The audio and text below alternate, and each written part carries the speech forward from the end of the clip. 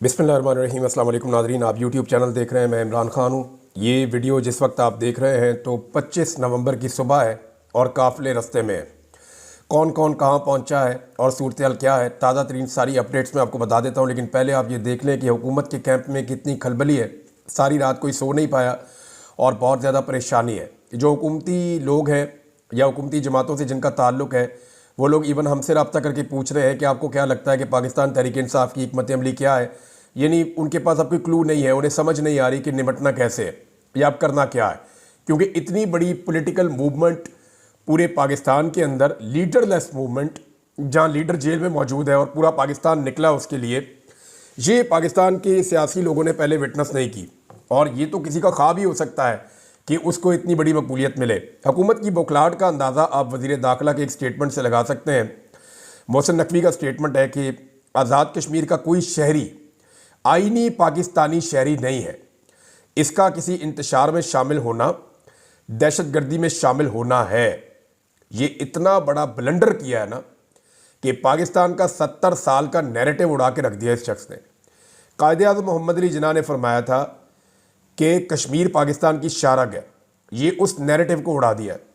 कल को अगर कश्मीरी ये कहते हैं कि जनाब आप फिर यहाँ पे नौकरियाँ करने क्यों आते हैं, यहाँ पे आके आप हमारे एडमिनिस्ट्रेटिव मामलात को क्यों छेड़ते हैं अगर हम पाकिस्तान नहीं, वो भी बेशुमार चीज़ें कह सकते हैं।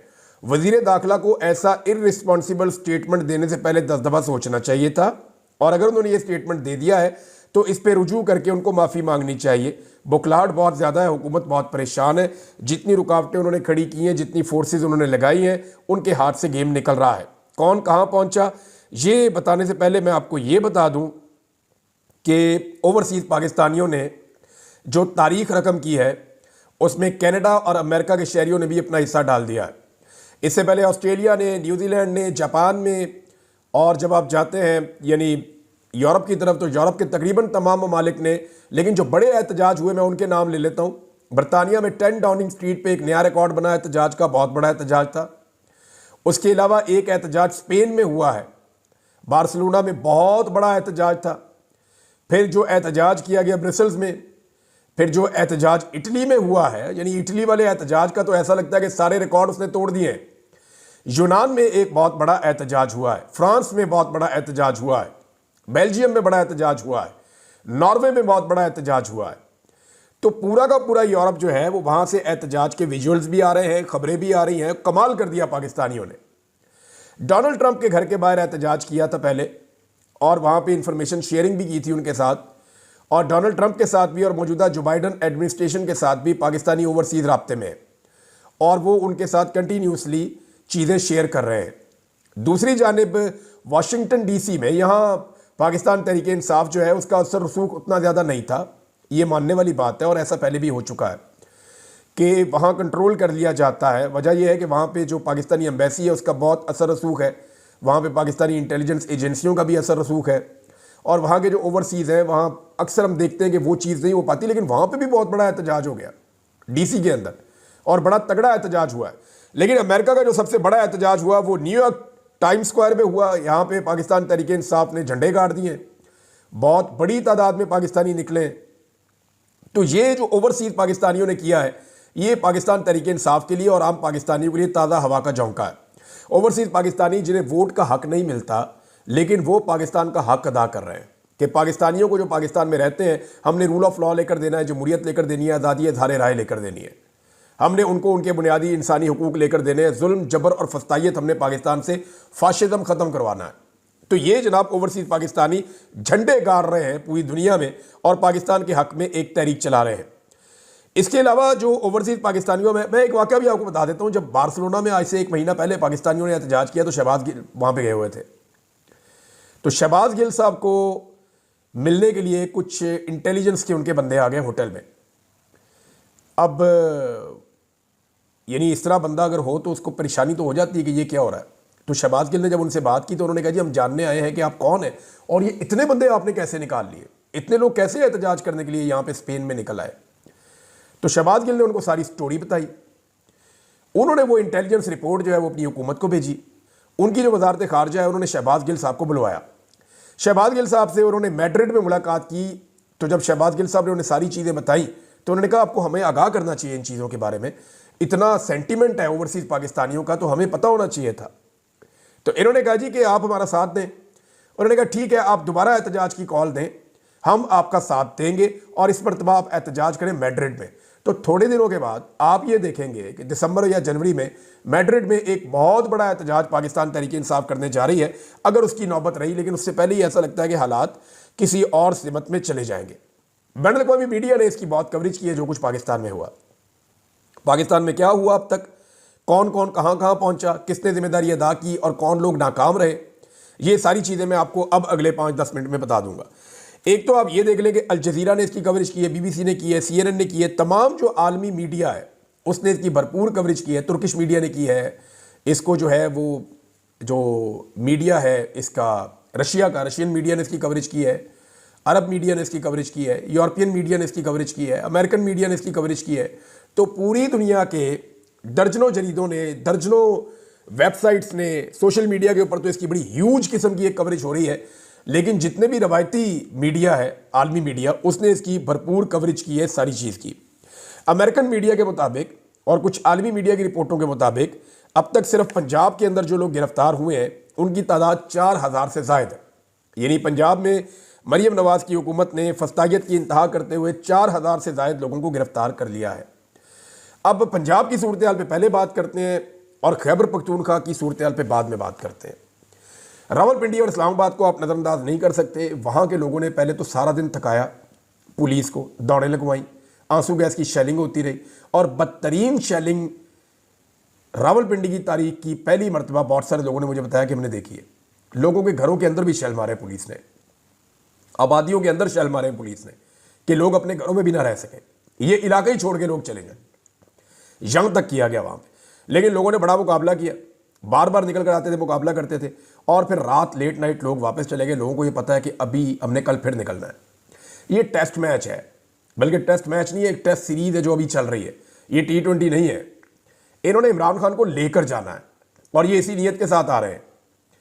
मैं आपको बताता हूँ, पहले जो पंजाब के लोग हैं जिन्होंने बड़ा कारनामा किया, जिनके काफिले अभी चल रहे हैं या रस्ते में स्टे किया हुआ है और ये लोग आगे बढ़ते चले जाएंगे, इन्होंने बड़ी बड़ी रुकावटें अबूर की हैं। तो इनमें एक ओन अब्बास बप्पी, ये एक बड़े काफिले की क़यादत कर रहे हैं जनूबी पंजाब से और ये अपने काफिले को लीड कर रहे हैं। ये मिड वे में है और ये काफिला लेकर पहुंचेंगे, एक आधा दिन इनको और लग जाएगा। तो ये काफिला अभी तक पुलिस के काबू नहीं आया। वजह यह है इसमें लोगों की तादाद ज़्यादा है, तो जब पुलिस से इनका आमना सामना होता है तो ये पुलिस को खुदेड़ देते हैं। लिहाजा ओन अब्बास बप्पी का एक काफिला रस्ते में। हामिद रजा काजमी साहब, इनका जो काफिला है वो भी बड़ा तगड़ा है, वो भी रस्ते में है। कुछ काफिले जनूबी पंजाब से पहुंचे हैं सरगोदा में और सरगोदा में रात गुजारने के बाद वो वहाँ से निकलेंगे। नईम हैदर पंजूथा साहब, इनका काफिला जो है वो भी रस्ते में है। जरताज गुल वजीर साहबा, इनका आपको मैंने बताया ये कल से ही निकले हुए हैं सुबह से और आज भी ये दोबारा ट्रैवल करेंगे, तो इनको भी पहुंचना है। इनके साथ काफ़ी बड़ी तादाद में लोग हैं, गाड़ियां हैं, बड़ा अच्छा तगड़ा काफिला है। महर अब्दुल सत्तार, इन्होंने तो जनाब तारीख रकम की है, इनको कोई रास्ता नहीं मिला निकलने का, तो इन्होंने रावी क्रॉस किया। अब रावी गाड़ियों समेत कैसे क्रॉस हो सकता है? तो आप में से शायद बहुत सारे लोगों ने ना सुना हो, एक चीज़ होती है वो रावी के लोग जानते हैं। मैं क्योंकि वहाँ पे शिकार खेलता था तो मैं अपनी गाड़ियाँ अक्सर उसके ऊपर क्रॉस करवाता था, उस पर ट्रैक्टर ट्रॉली भी क्रॉस हो जाती है, उसको कहते हैं बेड़ी। हम जितने शिकारी हैं वो सारे उसको बेड़ी को जानते हैं। ये बेड़ी लाके किनारे पे लगाई जाती है, जो बड़ी बेड़ी होती है उसके अंदर 4-4 गाड़ियाँ इकट्ठी खड़ी हो जाती हैं और वो गाड़ियाँ क्रॉस कर जाती हैं दरिया को और फिर वो वापस जाती है, फिर और गाड़ियाँ आती हैं, फिर वापस जाती है और गाड़ियाँ आती हैं। तो इस तरह महर अब्दुल सत्तार ने अपनी बहुत सारी गाड़ियाँ जो है वो बेड़ियों के ऊपर क्रॉस करवाई हैं रावी, और वहाँ से वो शेखुपुरा में दाखिल हुए और अब एक नया रास्ता लेकर वो अपना काफिला लेकर आगे जा रहे हैं। तो महर अब्दुल सत्तार ने भी बड़ी रुकावटें अबूर करके मेन रोड पकड़ लिया। सियालकोट के डार जो हैं, जिनमें रेहाना डार साहब हैं, उनकी गिरफ्तारी की इत्तला आ रही थी लेकिन कन्फर्मेशन अभी तक नहीं है। उमर डार और रेहाना डार इसको लीड कर रहे थे और भी बहुत सारे लोग हैं। तो ये काफिला भी रास्ते में है और ये भी कोशिश कर रहे हैं कि किसी तरह पहुंचे। कसूर के अंसारी जो है उनका एक बहुत बड़ा काफिला है, उसके बारे में बताया जा रहा है कि वो भी जोर लगा रहा है, वो वापस नहीं गए लोग। शब्बीर कुरैशी और इनके साथी ये जनूबी पंजाब से निकले हैं। ये एक काफिला और है, इसने एक जगह पे भी पड़ाव किया हुआ है और ये भी पहुंचेगा। मियाँ वाली से उमैर नियाजी का एक बड़ा काफिला था और मियाँ वाली के वैसे बहुत सारे काफिले थे। मियाँ वाली से बड़ी दुनिया निकली है और इन्हीं लोगों ने DI खान से आने वाले सबसे बड़े काफिले के रास्ते खोले। वहाँ पे शाहिद खटक का काफिला आ रहा था, शेर अफजल मरवत के भाई का काफिला आ रहा था, सालार काकड़ का काफिला आ रहा था, उमर अमीन गंडापुर का डीआई खान वाला काफिला आ रहा था। तो वहाँ पे 7-8 काफिले इकट्ठे होकर एक बड़ा काफिला बना था जो पुलिस के साथ जंग लड़ रहा था एक तरह की। ये जब मियांवाली वालों ने अपनी रुकावटें अबूर की हैं तो ये पीछे से आए तो पुलिस बीच में सैंडविच बन गई। पुलिस खेतों में भागी है, रास्ता खुला, अब ये सारे लोग वहां से निकल गए। रास्ते में 2 रुकावटें और थी, उनको अबूर करने के बाद इन्होंने फतेह जंग इंटरचेंज अभी क्रॉस कर लिया जब मैं वीडियो रिकॉर्ड कर रहा हूं, और ये इस्लामाबाद से कोई 15 किलोमीटर पहले पड़ाव डाल के ये काफिला खड़ा है। और जो क्लेम कर रहे हैं इस काफिले के अंदर मौजूद लोग, वो यानी हर काफिले वाले से अलग बात करें तो वो क्लेम करता है कि जी 10 से 20 हज़ार बंदा मेरे साथ है। तो ये 7-8 काफिले हैं। यानी अगर हम ये कहें मोहतात अंदाजे में 50,000 से 1 लाख आदमी इस जगह पे मौजूद है तो आप मोहतात अंदाजे में ये कह सकते हैं। अब इस काफिले ने जाना है इस्लामाबाद, या यहां पे रुकना है, या वापस पीछे जाना है पेशावर की तरफ, ये फैसला भी नहीं हुआ। ये फैसला होगा आज सुबह जब आप ये वीडियो देख रहे हैं तो उस टाइम पे कभी ये फैसला होगा, क्योंकि कट्टी पहाड़ी पे बहुत बड़ी रुकावटें खड़ी की गई हैं। वहां पे इस वक्त एक जंग जैसी सूरत हाल है, और वहां जो फ्रंट के ऊपर लोग मौजूद हैं खैबर पख्तूनख्वा के, मैं उनके बारे में आपको बता देता हूं। वहां पे इस वक्त सुहेल अफरीदी, मीना खान अफरीदी और उमर अयूब खान साहब, इनके काफिले क्योंकि वहां से हज़ारा से पहुंच चुके हैं, ये वहां पे आके कट्टी पहाड़ी पे टकराए हैं, तो ये लोग इस वक्त फुल मुज़ाहमत कर रहे हैं। ये मुराद सईद की टीम पूरी की पूरी जो है वो इस वक्त कट्टी पहाड़ी के ऊपर मुज़ाहमत कर रही थी, लेकिन फिर वहां पे पाकिस्तान तहरीक इंसाफ ने अपना पड़ाव डाला है और कट्टी पहाड़ी को उन्होंने क्रॉस करना है। अब देखना यह है कि वो एक तरफ से जोर लगा के उसे क्रॉस करते हैं या पीछे से मदद मांगते हैं। अटक से जो लोग निकले हैं उन्होंने सारा दिन मोटरवे पे कब्जा रखा है, पुलिस को भगा दिया था उन्होंने। अटक का डीपीओ लोग ढूंढते रहे, वो नजर ही नहीं आया। अब ये जो अटक से लोग निकले हैं ये वापस अटक में ही अपने घरों में चले गए, और वो ये कह रहे हैं जी हम दोबारा निकलेंगे। जुल्फी बुखारी साहब की जो फैमिली है, जो यहाँ पे उनके कजन्स हैं, जो उनके बाकी रिश्तेदार हैं, वो यहाँ पे बड़ी ज़बरदस्त उन्होंने लड़ाई लड़ी है। अटक के मैं पहले ये आपको बताना भूल गया था, और बाद का इन्फॉर्मेशन होती भी नहीं है। फिर मैंने जो ग्राउंड रियलिटीज़ मुख्तलिफ लोगों से इन्फॉर्मेशन ली तो वो ये है कि अटक के जो 5 MPAs हैं उन्होंने भी बड़ा जोर लगाया, और वो 5 MPAs अपने अपने लोगों को लेकर निकले और कोई एक भी गिरफ्तार नहीं हुआ अभी तक। और फिर जब उन्हें पता चला कि अभी खैबर पख्तूनख्वा वाले बहुत लेट हैं, हमें उनको लेकर जाना है या उनकी मदद करनी है, तो फिर वो वापस गए और उन्होंने नई हिकमत अमली बनाना शुरू की है। वो कल दोबारा निकलकर मोटरवे पे आके टच करेंगे। अभी मोटरवे के ऊपर इस वक्त खड़े हैं बहुत बड़े काफिले जो साउथ की जानिब से आ गए हैं, जो डीआई खान से क्रॉस करते हुए सी पैक से आए हैं। वो तकरीबन 15 किलोमीटर इस्लामाबाद से पहले, टूल प्लाजा से पहले, ये सारे वहाँ पे खड़े हैं और कई किलोमीटर तक वहाँ पे फैले हुए हैं। अब एक काफिला जो उमर अयूब के साथ आ रहा था, उनकी क़यादत में सबसे ज़्यादा जंग अगर किसी काफिले ने लड़ी है तो वो इसने लड़ी है। पहले इनको एक मतलब दी गई जाके टेक्सला में पुलिस का मुकाबला करें। ये वहाँ गए और वहाँ इन्होंने कई घंटे टेक्सला में मुकाबला किया। फिर इनको कहा गया नहीं, आप अली अमीन के काफिले के साथ आकर मिले, आप वापस आएँ। ये वापस आए, हज़ारा मोटरवे से उतरे तो इनको वहाँ पे गाजी बरोता के पास गालिबन वहाँ एक बहुत बड़ी मुज़ाहमत का सामना करना पड़ा। इन्होंने वो रुकावटें भी तोड़ दी। उसके बाद ये अली अमीन के पास पहुँचे और इस वक्त ये काफिला सबसे आगे था जब ये कट्टी पहाड़ी को जाकर टच किए। तो इस वक्त जो हज़ारा से आने वाले लोग हैं या सुहेल अफरीदी के साथ जो लोग आए, मीना खान के साथ जो लोग आए, इनकी ड्यूटी है, फजल हकीम वगैरह, ये कट्टी पहाड़ी को इस वक्त क्लियर कर रहे हैं, पुलिस को वहाँ से हटाने की कोशिश कर रहे हैं। तो मैंने आपको उन लोगों के नाम लिए जिन लोगों ने बड़ा ज़बरदस्त परफॉर्म किया है। और अभी ये टेस्ट मैच चलेगा। अभी लाहौर ने निकलना है, अभी फैसलाबाद ने निकलना है, अभी सियालकोट ने निकलना है, गुजरावाला ने निकलना है, अभी तकरीबन दर्जनों शहरों ने निकलना है, क्योंकि लोग इंतज़ार कर रहे हैं कि अगली कॉल क्या आती है और किस तरीके से आती है। जब डी चौक पहुंचेगी पाकिस्तान तहरीक इंसाफ तो उसके बाद एक नया खेल शुरू होगा, और इस मरतबा तहरीक इंसाफ को डी चौक में पहुंचने से रोकना अब इतना आसान नहीं है। शौकत बसरा साहब एक काफिला लेकर आ रहे हैं, और शौकत बसरा साहब का काफिला भी काफ़ी बड़ा है। वो जनूबी पंजाब से निकलने में कामयाब हो गए अपने इलाके से। पुलिस का घेरा उन्होंने तोड़ दिया था, क्योंकि उनके साथ भी लोग मौजूद थे, पुराने पॉलिटिकल वर्कर हैं, वो समझते हैं इन चीज़ों को। तो शौकत बसरा साहब भी रस्ते में हैं। फयाज झजड़ा साहब वो भी रस्ते में, जिनके बेटे को टॉर्चर किया गया था प्लास के साथ, और उसकी वीडियो बना के घर वालों को दिखाई गई थी वीडियो कॉल पे। उनकी वालदा को बहुत थ्रेट किया गया था। ये MNA साहब हैं, ये भी जनाब पहुंच गए हैं। जनूबी पंजाब वालों ने बीच में चंद जगहों पे स्टे किया है और अब वो सुबह से दोबारा आगे बढ़ना शुरू करेंगे। जैन कुरैशी, आमिर डोगर, ये दोनों बुरी तरह नाकाम हुए। ना सिर्फ ये खुद नाकाम हुए बल्कि इन्होंने अपने पीछे ऐसे लोग भी नहीं छोड़े जो लीड करते हैं, और अभी तक मुल्तान से कोई बड़ा काफिला रिपोर्ट नहीं हुआ। अगर जैन कुरैशी नहीं है तो उनकी बहन कहाँ है, बाकी लोग कहाँ हैं, अभी तक कुछ पता नहीं चल रहा। लेकिन मुमकिन है कि वो लोग मैदान में आ जाए और थोड़ी देर में चीज़ें क्लियर हो जाए जब आप ये वीडियो सुन रहे हो, क्योंकि गिरफ्तार तो कोई भी हो सकता है, लेकिन जिस तरीके से ये गिरफ्तार हुए उस पर कारकुन और अवाम बहुत गुस्से में है। 20 नाजरीन ऐसे गुमनाम हीरोज़ हैं जिनके अभी नाम इसलिए नहीं ले रहे हमने बल्कि आपस में हम डिस्कस कर रहे थे नामों का, तो हमने ये फैसला किया कि अभी उनके नाम नहीं लेंगे क्योंकि सारा टारगेट उनको किया जाएगा। और ये गुमनाम हीरोज़ ने कमाल किया। लेकिन एक आदमी का मैं नाम लेना चाहूँगा। इस आदमी का पाकिस्तान तहरीक इंसाफ से ताल्लुक़ कोई नहीं है, ये एक इनकलाबी शायर है सिर्फ।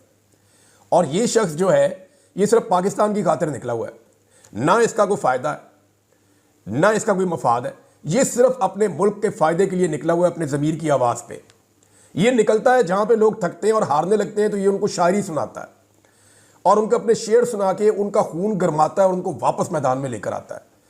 ये आदमी लगातार कई दिनों से लोगों को मोटिवेट कर रहा है, कभी बाज़ारों में, कभी दुकानों पे, कभी ढाबों पे, कभी चाय के अड्डों पे, हर जगह पे ये आदमी जाता है और लोगों से मिलता है। जितनी इसने कंपेन की है इस तहरीक के लिए उतनी शायद पाकिस्तान तहरीक इंसाफ के अच्छे खासे लोग नहीं कर पाए। इसका नाम है अहमद फरहाद। अहमद फरहाद को मैंने हर जगह ग्राउंड पे देखा, हर जगह तकलीफ वाली जगहों पे देखा, लोगों को रेस्क्यू करते हुए देखा, लोगों को मदद करते हुए देखा, लोगों को शायरी सुनाते हुए देखा और लोगों के साथ कंधे से कंधा मिलाकर खड़े हुए देखा। तो अहमद फरहाद का नाम अगर ना लिया जाए तो बहुत बड़ी ज़्यादती है। लेकिन एक बात बड़ी क्लियर है कि मुराद सईद का जो असर है और मुराद सईद का जो एक अपना पार्टी के अंदर पूरा एक ग्रुप है नौजवानों का, वो आज भी मुझे ऐसा महसूस हुआ कि खैबर पख्तूनख्वा से आने वाले लोगों में सबसे ज़्यादा एक्टिव वही लोग हैं। नाज़रीन, कभी आपने सोचा है कि नवाज शरीफ साहब को ऐसे कारकुन क्यों नहीं मिले? यानी अगर वो गिला करते हैं या रोते हैं तो उनका रोना बनता है मियाँ साहब का। उनका कारकुन आराम मांगता है, खाना मांगता है, चीज़ें मांगता है, पैसे मांगता है, फ़ायदे मांगता है, लेकिन मियाँ साहब के लिए ऐसी कुर्बानी नहीं देता। आप अंदाज़ा करें ना, अभी 24 घंटे हो गए लोगों को अपने घरों से निकले हुए, आंसू गैस के शल भी खा रहे हैं, खाना भी ठीक तरीके से नहीं मिला, नींद भी पूरी नहीं हो रही, फिर भी वो घर नहीं जा रहे। वो पाकिस्तान की आवाज़ बने हुए और पाकिस्तान के लिए लड़ रहे हैं। ये जो 24 करोड़ पाकिस्तानियों का मुकदमा है वो ये लोग सड़कों के ऊपर खड़े होकर लड़ रहे हैं। ये लोग चंद लाख ज़रूर होंगे लेकिन ये पूरे पाकिस्तान का मुकदमा लड़ रहे हैं और पूरे पाकिस्तान से इकट्ठे होकर पहुंचे हैं। ओवरसीज़ का नाज़रीन मैं आपको बताना भूल गया कि कनाडा में भी बड़ा अच्छा एहतजाज हुआ है, बड़ा ज़ोरदार तरीके से उनकी पार्लियामेंट के बाहर खड़े होकर ओवरसीज़ पाकिस्तानियों ने एहतजाज किया है। नाज़रीन, एक चीज़ और जो मैंने महसूस की है वो ये है कि नौजवान जब रुकावटें अबूर करते हैं तो वो आगे आगे भंगड़े डालते हैं। मैंने कुछ जर्नलिस्ट ने उनसे बात की, लड़कों से, मैंने कहा ये क्या हो रहा है? उन्होंने कहा इमरान भाई ये इमरान खान को लेने आ रहे हैं, इनकी पूरी पक्की नीयत है कि ये इमरान खान को छुड़वा के ले जाएंगे। मैंने कहा यार हाउ इज़ इट पॉसिबल? तो उसके कानूनी नुक्ते भी होंगे। उन्होंने कहा जी इनको कुछ पता नहीं है, ये इमरान खान को लेने आ रहे हैं, ये पुलिस को भगाते हैं, रास्ता खोलते हैं, आगे जाके भगड़े डालते हैं कि हम अपने लीडर के मजीद करीब पहुंच गए, हम इमरान खान को लेकर वापस जाएंगे। उनके दिमाग में ये चीज़ बैठी हुई है जो लोग आ रहे हैं। अच्छा, इमरान खान कैसे छूट सकते हैं इसका कानूनी रास्ता भी है, मैं आपको बताता हूँ। 27 तारीख तक ये लोग पहुंचेंगे इस्लामाबाद में, 26 को या 27 तक पहुंचेंगे क्योंकि इसमें टाइम लगेगा। आज 25 है, हो सकता है आज और करीब पहुंचे, 26 को हो सकता है वो पहुंच जाए डी चौक में और 27 की सुबह इमरान खान साहब की रिहाई हो सकती है। इसलिए कि वो जो 8 केस जिनमें इमरान खान साहब की गिरफ्तारी डली हुई है, उन 8 केसेस की जो तारीख डली हुई है वो 27 तारीख है और वो लाहौर में लगा हुआ है केस। मुमकिन है वहाँ इमरान खान साहब को बेल मिले और इमरान खान साहब रिहा हो जाए, क्योंकि फिर एक ही केस रह जाएगा, वो रावलपिंडी वाला मुकदमा है और वो 26 तारीख को उसकी वहाँ पे समाअत है और मुमकिन है कि वहाँ पे इमरान खान साहब की बेल हो जाए या उस मुकदमे में मजीद रिमांड ना दिया जाए। तो इस तरह इमरान खान साहब बाहर भी आ सकते हैं, लेकिन अगर वो बाहर आए तो ये किसी दबाव या डील का नतीजा नहीं होगा, ये एक्चुअली दबाव लोगों ने डाला होगा इंसाफ के हुसूल के लिए। क्योंकि इमरान खान को अगर अभी छोड़ा गया तो ये ऐन इंसाफ का तकाजा होगा, क्योंकि आपने 1.5 साल अंदर रख के उस आदमी से आप कुछ नहीं निकाल सके। सारे झूठे और बोगस मुकदमे जो उसके ऊपर किए गए और पूरी दुनिया में इनके खिलाफ आवाज़ उठ रही है। तो नाज़रीन, ये अब तक की इतलात थी, मैंने आपके साथ शेयर की है, बाकी चीज़ें आपको दोपहर को बताते हैं। अब तक के लिए इतने, अपना ख्याल रखिए, अपने चैनल का भी। अल्लाह हाफ़िज़।